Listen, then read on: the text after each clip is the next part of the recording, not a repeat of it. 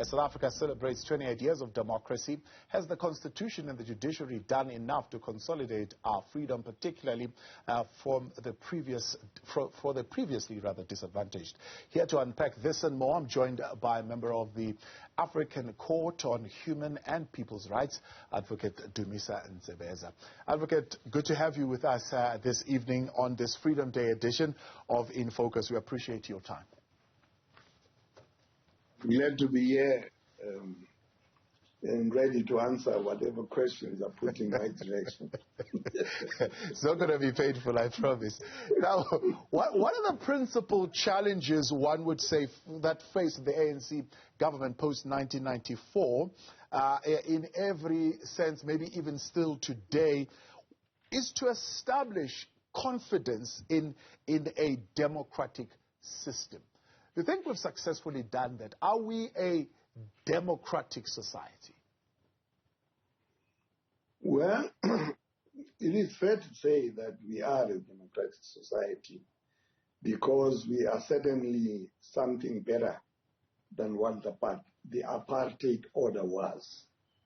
You will know that the apartheid order served only a minority of the minority, because even though it served the white population, by and large, it was the Afrikaner within the white population that benefited the most in every respect, in the judiciary and everywhere else, businesses and all that. The Afrikaners were definitely hell-bent on making sure that the Afrikaners enjoyed the fruits of what they regarded as having been their struggle against British colonialism. But, they didn't really regard black people, Africans, coloreds, Indians, as people who ought to have been taken into account.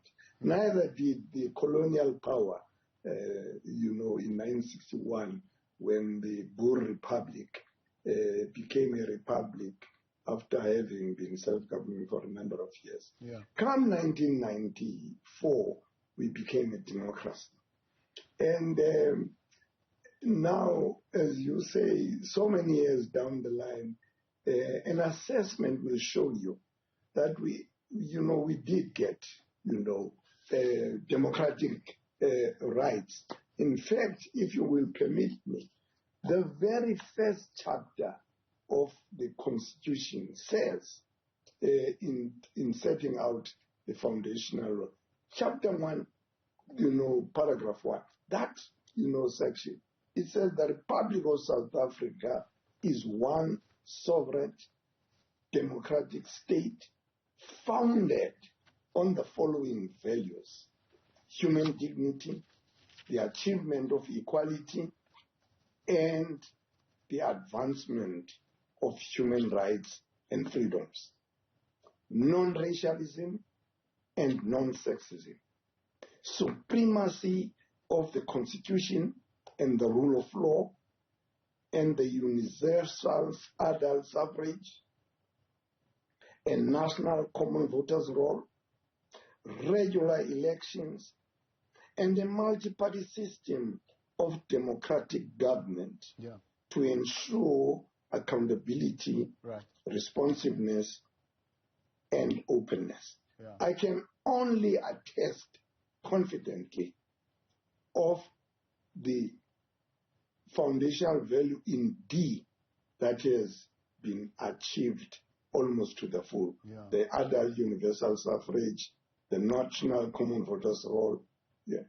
I don't know, non-racialism and non-sexism were striving towards that.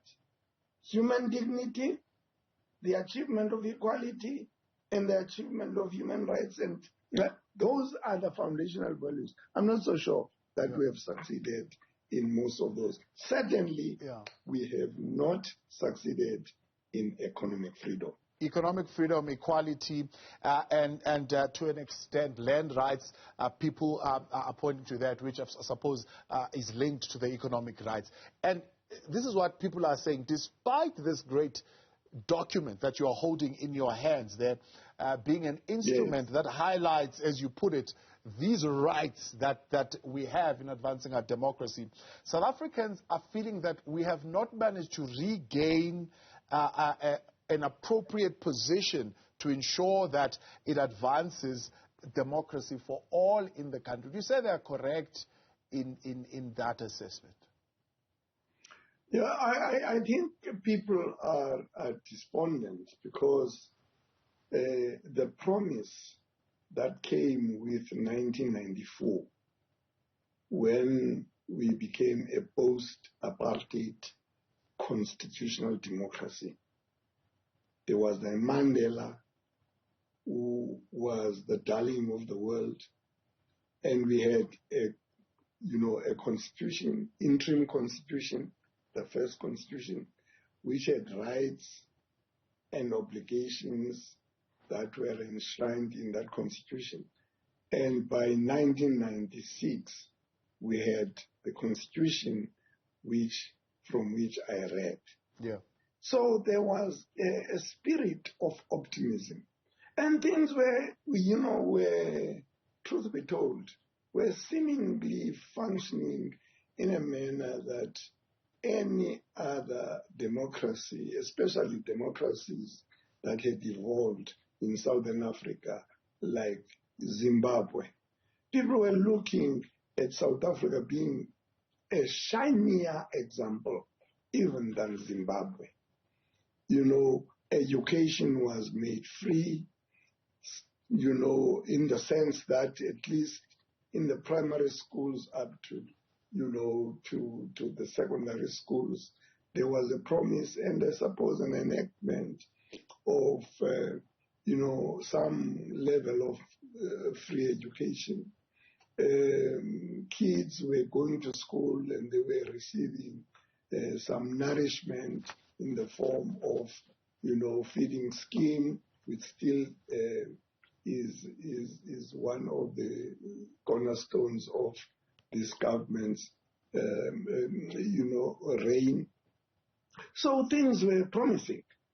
And I think it is in the last dozen years or so that things began to be noticeably regressing. Yeah. And I think the Zondo Commission and everything else has shown that there was corruption, rampant corruption, and it was on a grand scale. Yeah. There was state capture, and the country lost billions of rands, which the Guptas took overseas, and which we should make every attempt to return. Now, there are those then who are saying maybe at this time, 28 years on, we should revisit this constitution. Maybe take a closer look. In fact, I saw some of the legal experts saying, take a closer look in amending some of the sections to remove ambiguity, because most of what is in our constitution is left to interpretation. And to an extent, when those sections are taken to the constitutional court, for example, they are left to the interpretation of a judge. And in some instances, the interpretation goes towards reversing the gains of a democratic dispensation. Well, unfortunately, the Constitution created three arms of government. The legislature will make the laws, the executive will implement the laws, or was supposed to implement the laws that have been made, and the judiciary, which is given the power by the Constitution and by all legislation, as far as I know, to be the arbiter, to be the interpreter of what is contained in the Constitution. There is nothing wrong with the Constitution. All those who call for the Constitution to be amended, they must put before us, or before the people of South Africa, those aspects of the Constitution that they consider to be to warrant amendment. And I can tell you this constitution has been amended multiple times. And the latest amendment, which is a critical amendment, is the one that deals with Section 25 of the Constitution. And I think that is a process that is ongoing. But what I want to emphasize tonight, my brother, is that there is nothing wrong with the Constitution. Yeah. And speaking as a lawyer myself and as a judge of another court in the continent, there is nothing wrong with judges doing their best in interpreting what is in the Constitution and in the legislation. And our system of judgment is such that there are lower courts, magistrates, and there's the High Court and the Supreme Court of Appeal and the Constitutional Court, which sits 11 judges and a quorum of 8 judges. It is the highest court in the land, and throughout these layers of the judiciary, there must be those who will get it right. And if the highest court in the land has given the final word, then people must accept that they must not second guess the judgments of the courts simply because they did not go their way.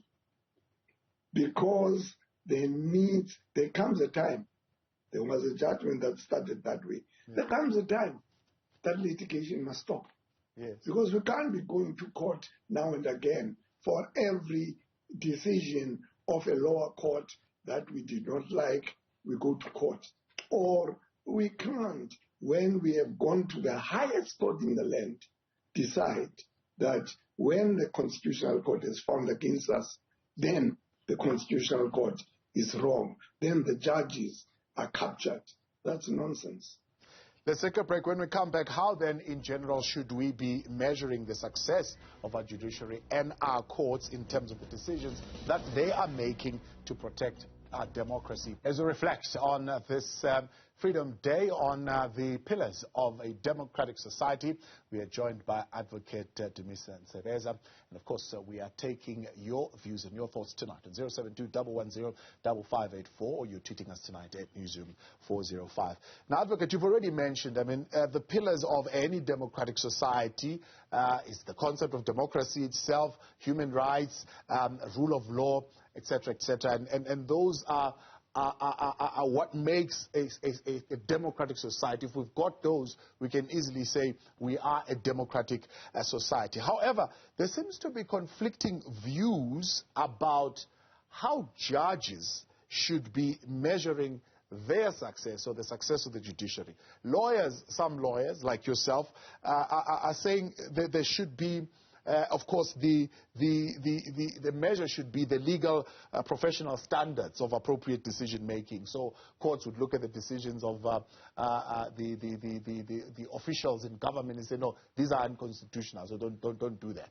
Others are saying these are politicians themselves, or maybe even political scientists, that judges would need to begin to assess, for example, the actual impact of the court's decisions in the overall quality of our democracy. So in other words, you would need to look at a political institution like the ANC and say, is this institution going to be a threat to our democracy, and therefore alter your decisions based on that? What would you say to that? If only we remember where we have come from.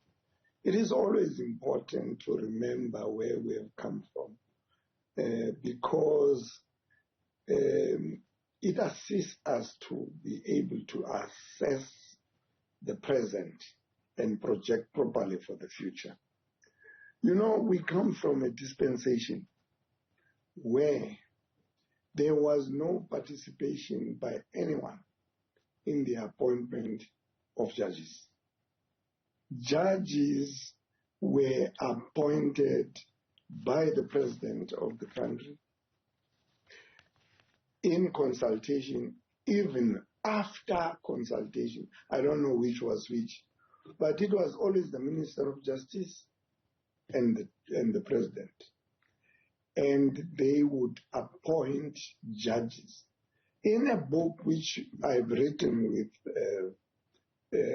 Terry Bell called The Unfinished Business, we actually go to a great deal of detail in indicating that not only at some point in time were judges appointed from the Afrikaners, they were appointed from the Broederbond, or most of those judges who were appointed to chief positions, chief justiceship and all of that, some of them, or most of them, were from the Broederbond. A Broederbond was a secret society that had been established to make sure that the Nationalist Party that had come into power in 1948 would remain in power forever and a day. And that is why judges were able to implement an evil system like apartheid. There is no question that some of the Immorality Act and all those other kinds of the Group Areas Act, no conscientious judgment structure could have implemented those if they were not themselves politically manipulated. Yeah. But this system has made sure that there's an open process of judicial appointment. There is the JSC. They sit there, and the composition of the JSC has made sure that it takes into account not only the judiciary or members, the judge president or the chief justice who chairs the JSC. It takes into account also those parties that have got a majority representation in parliament. It takes into account structures like the law organizations. It takes into account structures like the teachers of law. This is all intended to be a process that will include all those structures of society who would have had to do, who would have a view of what the judiciary should be like. And that is the outcome. I mean, I tell you, when we were in the JSC, when I was in the JSC, there were recommendations that I felt were good recommendations. But I have to say that there were recommendations that I felt were bad recommendations, in the sense that people soon began to forget what the duty of a judge should be. Not with the process, not with the Constitution, not with the Act. People must not scapegoat the Constitution for conduct which is only human conduct. And this comes whether it's America or the UK or South Africa. Once upon a time, there are people who are sent to the judiciary who leave a terrible legacy. But there are those who are sent to the judiciary who become some of the best judges that country and the world has had. Yeah. Speaking of that JSC process, especially the recent interviews being conducted, there were some political players who felt they should be asking certain questions that had a political context to them, because there is a feeling that our courts are beginning to expand their scope of authority in small incremental steps, for example, to be able to review all aspects of our democratic process, from the quality of the democracy within political parties themselves, right up to the functioning of the legislatures. Do you feel this is happening? Are courts expanding their scope? I mean, one of the cases, people that feel we're highly political coming from the judiciary, is the sending of the former president to prison. Well, first of all, if we are going to look at that case, let me respond by saying there were more than one occasions that the representation by the former president was called for at all the levels. The moment he decided that he's not going to be party to it, he defied everybody, including very many calls by the Constitutional Court to say, here is an opportunity. This is what has come from the Zondo Commission. Now at this court, now let's forget about what happened before Judge Zondo. Let's talk about what happened in the court. The court says there are representations that have been made against you, A, B, C, D, E. We are giving you until such and such a date to engage the process. He completely defied. Said he's not going to engage the process until all the indications were made that there's going to be a consequence. Now, courts of law must function as courts of law. I have not heard a convincing argument that tells me that the decision that was, read, the decision of the court that was read by Judge Gampepe, was acting Chief Justice at the time, was wrong on any judicial and legal principle. Nobody has said that. All that I've heard is that they are, and he was, all that I've heard was that, it was wrong. Now, I don't know what that means at law. It was wrong for a former president to have been sent to jail. And I've looked at all the stages that led to the incarceration of President Zuma. I haven't been able to follow that process at any stage. And as I say,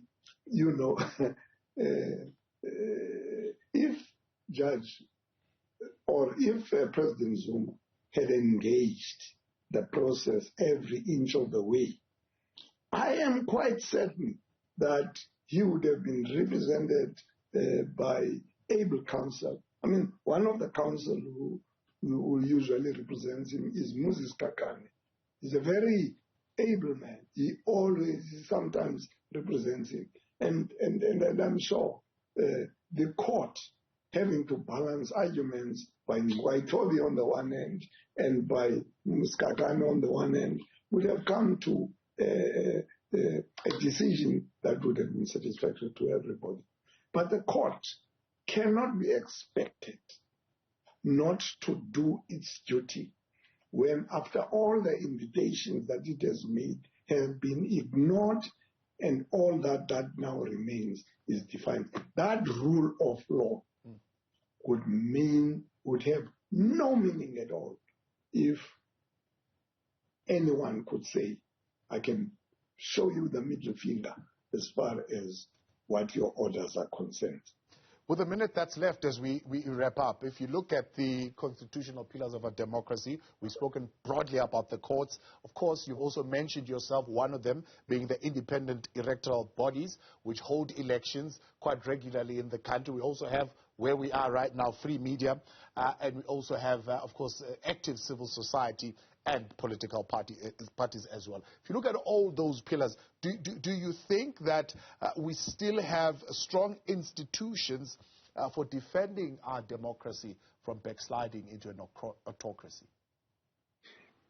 Well, unfortunately, the institutions that have been there have been eroded. And I mean, I don't want to say the same thing that everybody. When once I say those institutions have been eroded, I don't need to expand. What I think we need is for our people to have confidence. We need to do what will restore the confidence of our people in the rule of law. And that starts with not only people, being prosecuted. We need people who are prosecuted if their lawyers have not been able to make a good case and they are convicted, we need to see a lot of them in jail. We can't have a situation where we get to know, whether it's through the Zondo Commission or even through the prosecution themselves, that there were people who were looting the country. There were people who were acting not only unconstitutional, which is unlawful, but who were acting criminally on the face of it. And those people are not, made to face the consequences of their. It would be a negation of that very, very first article or verse in the Constitution that I read at the beginning of your program. Where there is no accountability, there can only be chaos. You see, what always makes me nervous, and I suppose because I'm getting older, I always get nervous about these things. I fear the day when people are going to say, listen here, we are now tired of a situation where it seems that there is no law. Then let's forget about the courts. Let's go into the streets and fight for our rights. Because rights people now have, and they want them honored, not in breach, honored in implementation. It will be a sorry day that when we have made so many gains in a constitutional democracy, we would regress simply because the people have lost confidence in how we conduct ourselves. If I have got anything to contribute, let everybody do what they have to do. The legislature must do their job. The executive, that is the ministers and the political, they must do their job. The judiciary must do their job, and all of us will do what we ought to do. Let's go to a stage where the rule of law. Let's leave it there for tonight. I appreciate your time. Thank you very much for coming on and helping us in this conversation. Advocate Dumisa Ntsebeza there.